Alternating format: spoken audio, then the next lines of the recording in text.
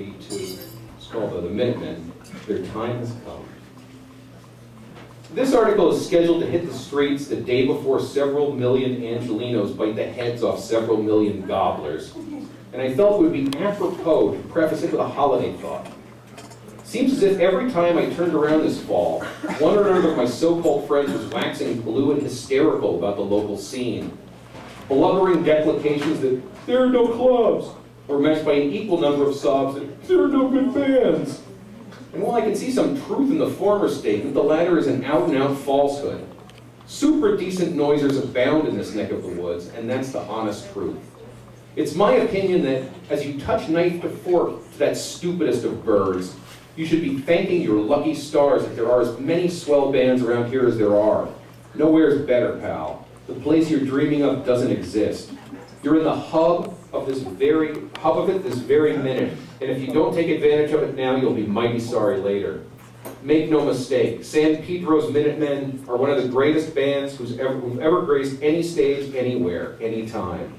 Guitar warrior Dennis Boone shakes his not inconsiderable booty like a cement mixer full of bowling balls, his guitar spewing gas and rock like a pint-sized Mount Helens. On the drums, George Hurley transforms into flexing coil of electroshock muscle, with each spasm translating into an unduckable volley of headshots and rabbit punches. Mike Watt razzles his bass in such a way that it sounds like a dump truck doing end over ends down the north face of Everest, all while emanating a calm assurance of a man with a pocket full of live chimps. And if you haven't seen these guys, you haven't seen.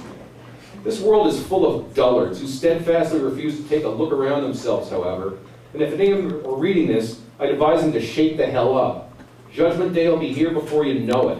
And if support of the Minutemen isn't taken into consideration on this historic occasion, then just what the devil do you figure they will be judging? Certainly not the number of angels that can ski on the curves of your butt. And probably not your record collection either. The record collection part is a possibility, though. So the slackers amongst you should make penitent tracks to your local disc sack, Toot Sweet, and purchase an armful of the group's recorded works.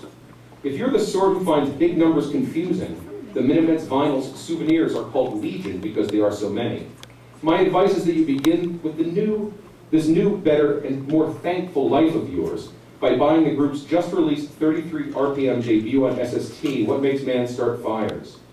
This 12-inch masterpiece is a splendid addition to the band's catalog, and an important one in terms of sonic development. The latter attribute stems from the fact that the album features a couple of selections that take longer strides than the lads have ventured before. The temporal packaging inferred by their moniker is no idle boast, and it allows some of the implicit stylistic influences hinted at in earlier work to become explicit as heck. Like, the punchline's warfare certainly makes no bones about the fact that its rhythmic structure was nabbed from shiny modern R&B. But the band's whole cut-and-run MO, its first 44 recorded songs, fit handily onto one side of a C90, make it tough for the roughly handsome groove to do much more than introduce itself and then split. I mean, the pop group, a combo with many similarities to our San Pedro trio, would have taken the same terse thesis and stretched it into a 4-minute essay. This wouldn't be stretching melody or concept too thin either, since the Minutemen crushed tunes that'd keep an orchestra busy for hours into melodic fragments that a chipmunk could roll around on his tongue. There's always been a lot there, you know. Now, I'm sure as blazes saying the situation has altered much, but it seems the constant compulsion to ravage and compact has ebbed somewhat, and the decision to make a world of difference as far as roots divining goes. On Fires, Mutiny in Jonestown, for instance, the beat guitar interplay owes debts to nothing other than uncut funk. This stylistic nod's purity brings the band one conceptual step closer to the mainstream, although the guttural bumpsterism of the vocal delivery keeps the song firmly in the left field, and demonstrates a firm grasp of and delight in the genre that previous demi-funk sorties inferred. Even with a couple of slips peeking out from under the hem of its conceptual frock, the band's sound continues to be unique.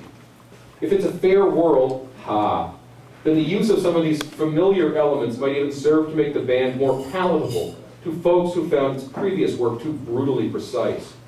Of course, it's not easy to see how the oddly countrified guitar whine that takes a bite out of the otherwise mailed fist thrust of fake content is going to steal away fans from either Waylon or Willie or the Scorpions.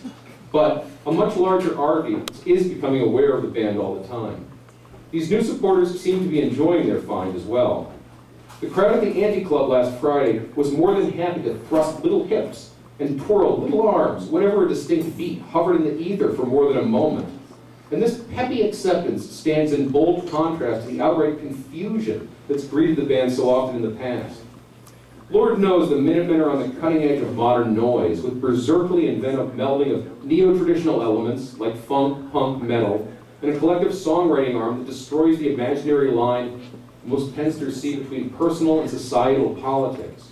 But it's never seemed as if many people are actually open to something genuinely new. Maybe someone's been sneaking smart pills into the water supply. The band's prior output has been funny, inspired, and cutting, without moving the cadre of listeners it should have.